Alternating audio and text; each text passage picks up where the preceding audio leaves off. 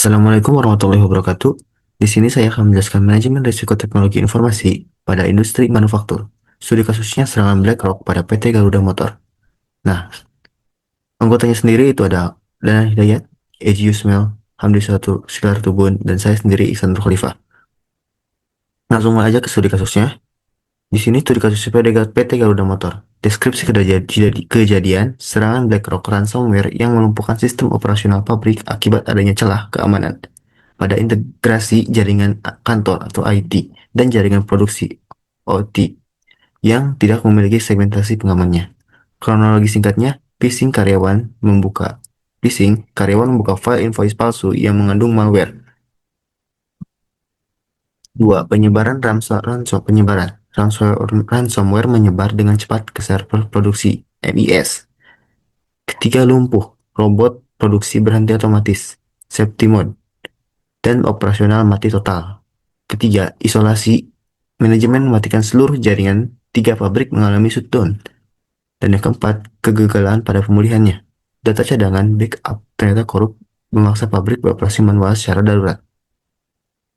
Nah, ada juga dampaknya. Pertama, dampak operasional. Pabrik mengalami downtime total selama 4,5 hari dan kehilangan volume produksi sebanyak 5.200 unit. Nah, dampak finansial. Kerugian nyatanya sebesar 62 miliar akibat denda, keterlambatan pengiriman ke klien, OEM, penalti. Dampak reputasi dan kepatuhannya. Ketiga itu ada dampak reputasi dan kepatuhan. Data rahasia engineering drawing milik klien terenkripsi atau terkunci. Klien utamanya itu ada Klien utamanya itu ada Toyota dan Honda.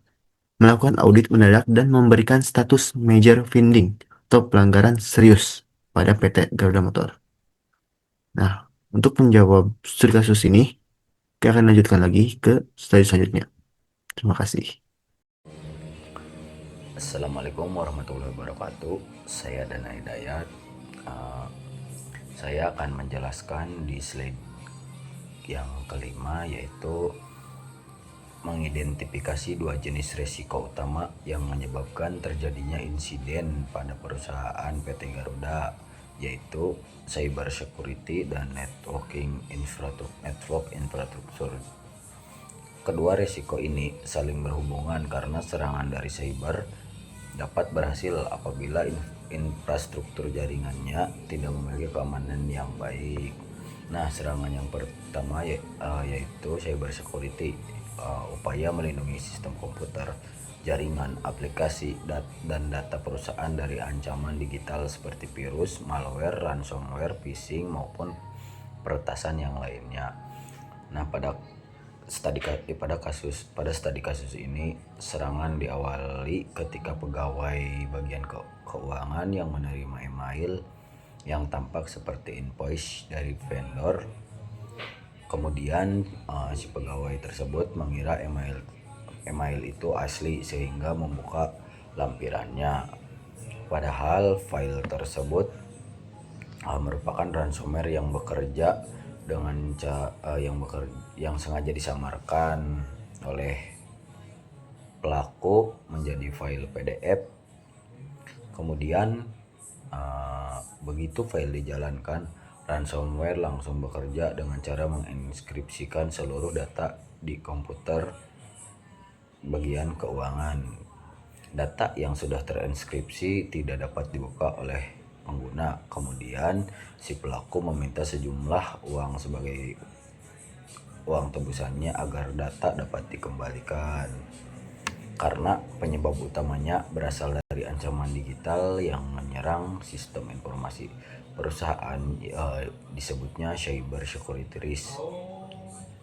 Dalam keamanan informasi terdapat 3 prinsip utama yang disebut CIA triad, yaitu confidentiality, integrity, dan availability. Pada kasus ransomware, ketiga aspek tersebut terganggu sekaligus. Nah, akibat dari dampak tersebut, perusahaan mengakibatkan aktivitas perusahaan yang berhenti, data penting tidak dapat diakses, perusahaan mengalami kerugian finansial, perusahaan kehilangan kepercayaan dari pelanggan hingga menurun, serta produksi perusahaan pun ikut terganggu. Nah, untuk mengurangi resiko tersebut, perusahaan dapat melakukan pelatihan keamanan bagi seluruh karyawan, pemasangan antivirus, penggunaan email phishing, multifaktor, aut- aut- autek- authentication, bahkan sampai ke backup data secara berkala. Selain keamanan cyber, terdapat kelemahan pada infrastruktur jaringan. Pada studi kasus PT Garuda dijelaskan bahwa jaringan kantor dan jaringan produksi masih berada dalam satu jaringan yang sama. Artinya semua komputer dapat saling berkomunikasi tanpa adanya pembatasan. Ketika satu komputer terkena ransomware, malware dapat berpindah menuju ke komputer yang lain melalui jaringan. Nah, perpindahan malware ini disebut dengan lateral movement. Nah,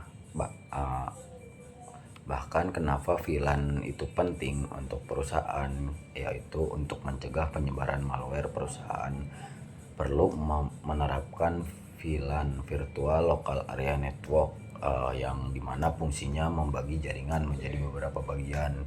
Sebagian contoh yaitu jaringan administrasi, jaringan produksi, jaringan server, bahkan ke jaringan tamu pun jangan dijadikan ke satu jaringan, karena kalau dijadikan satu jaringan, satu jaringan terkena serangan, jaringan lainnya pun bisa terkena semua. Jadi bila menerapkan VLAN itu, jika jaringan satu terkena, bahkan jaringan yang lainnya tetap aman karena aksesnya dibatasi. Pada slide kelima ini bisa disimpulkan bahwa keberhasilan serangan ransomware bukan hanya karena adanya malware, tetapi juga karena kurangnya kesadaran pengguna serta desain jaringan yang belum memiliki segmentasi keamanan yang lebih baik. Terus pada slide ke-6 menjelaskan tiga risiko lain yang muncul setelah serangan ransomware berhasil masuk ke sistem perusahaan, yaitu ada operational risk, yaitu risiko yang mengganggu jalannya aktivitas operasional perusahaan. Pada studi kasus ini, robot welding dan AGV berhenti bekerja karena server yang mengendalikan proses produksi ikut terkena ransomware. Nah, akibatnya proses produksi berhenti, target produksi tidak tercapai, perusahaan mengalami downtime. Karena pada industri manufaktur, setiap jam mesin berhenti dapat menyebabkan kerugian yang sangat besar karena produksi tidak berjalan. Nah, untuk mengurangi resiko operasional perusahaan, perlunya melakukan monitoring sistem, maintenance, disaster recovery, bahkan menyediakan server cadangan. Itu bisa buat untuk memitigasinya. Nah, yang kedua, legal risk merupakan risiko yang berkaitan dengan hukum. Compliance risk yaitu merupakan risiko karena perusahaan tidak memenuhi aturan atau memenuhi kontrak.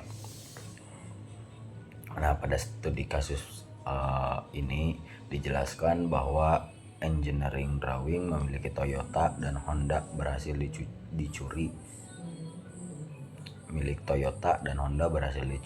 Engineering drawing merupakan dokumen rahasia yang dilindungi oleh perjanjian kerahasiaan atau NDA.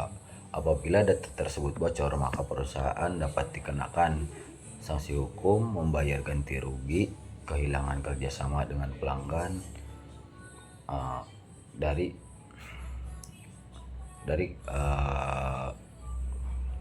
serangan tersebut bisa untuk mencegah atau memitigasinya, perusahaan perlu menerapkan hak akses berdasarkan jabatan, enskripsi data, audit keamanan, dan data loss prevention atau DLV. Yang ketiga yaitu data integrity, berarti menjaga agar data tetap akurat, lengkap, dan tidak berubah tanpa adanya izin.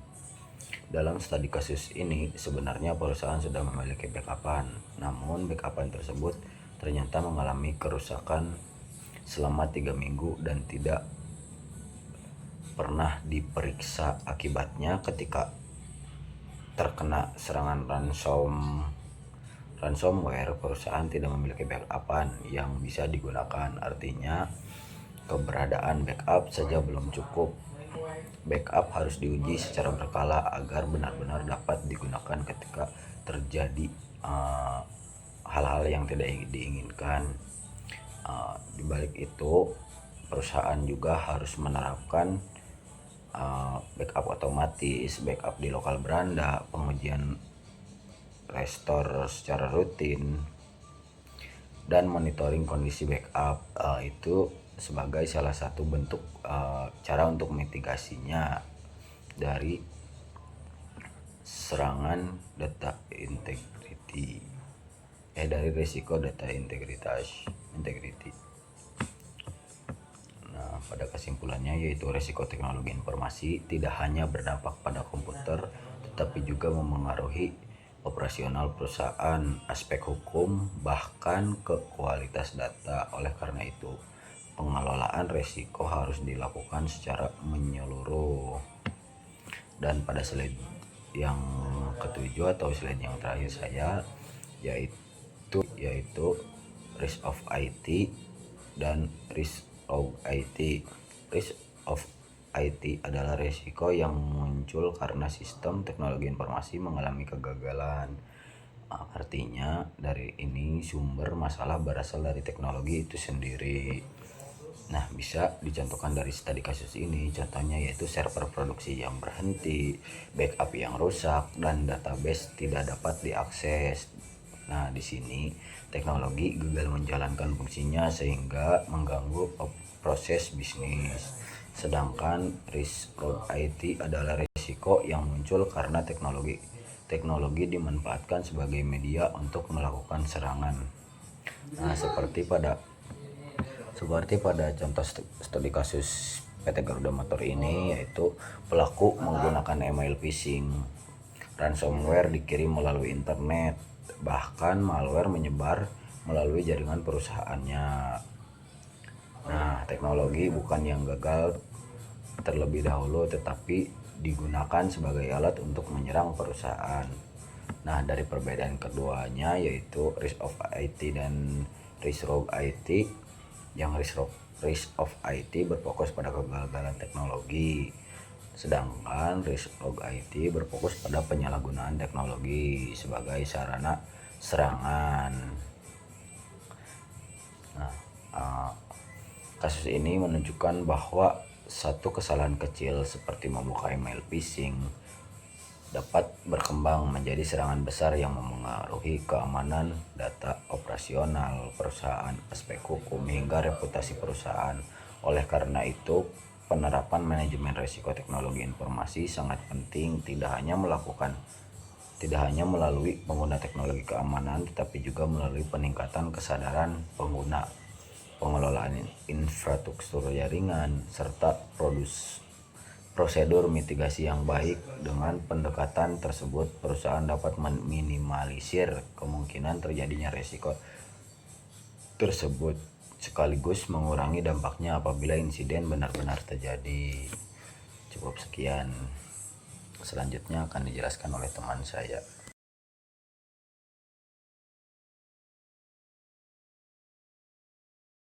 Assalamualaikum warahmatullahi wabarakatuh. Nama saya Hamdi Silaratubun. Saya kebagian dari halaman 8 sampai 10. Mulai dari analisis dampak. Pada kasus ini, serangan ransomware memberikan dampak yang besar di beberapa bidang. Pertama, bidang keuangan. Perusahaan mengalami kerugian sekitar 62 miliar rupiah akibat akibat keterlambatan pengiriman, denda dari OEM, dan biaya yang berkaitan dengan ransomware. Kedua, bidang supply chain. Proses pengiriman terganggu sehingga hubungan dengan pelanggan juga ikut terdampak. Ketiga, bidang keselamatan safety. Mesin produksi dan robot welding berhenti mendadak.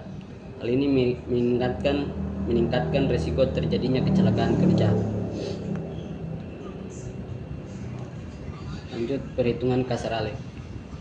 Selanjutnya adalah perhitungan Ale atau annual loss expectancy, yaitu perkiraan kerugian dalam 1 tahun. Rumusnya adalah Ale sama dengan SLE kali ARO.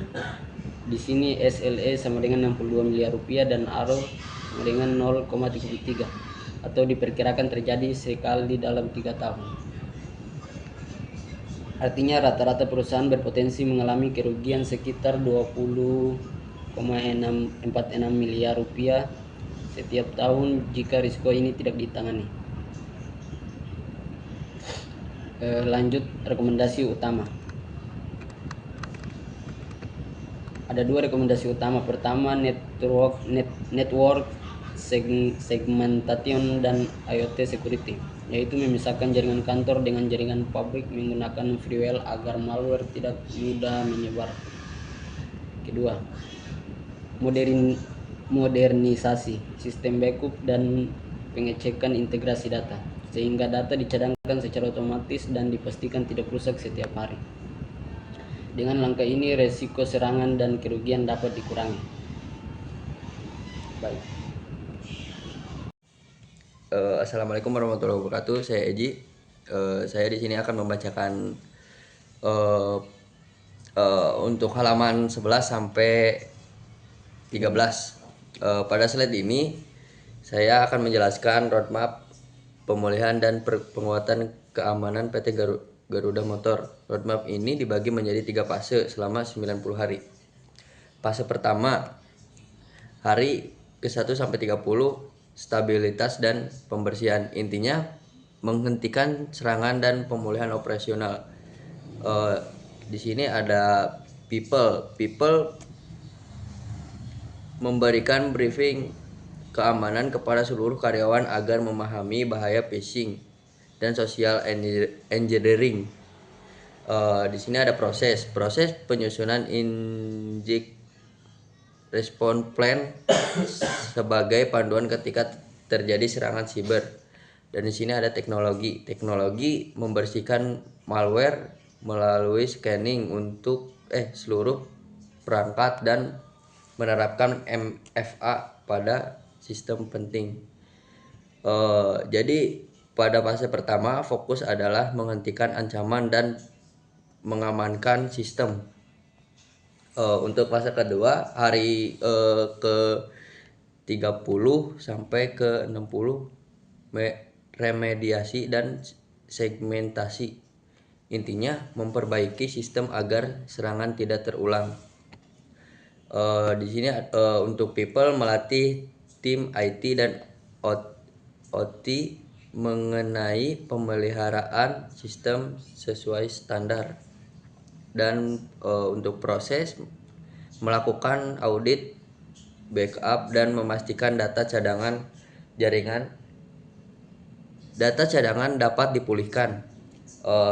Teknologi memisahkan jaringan kantor dan pabrik serta memasangkan EDR untuk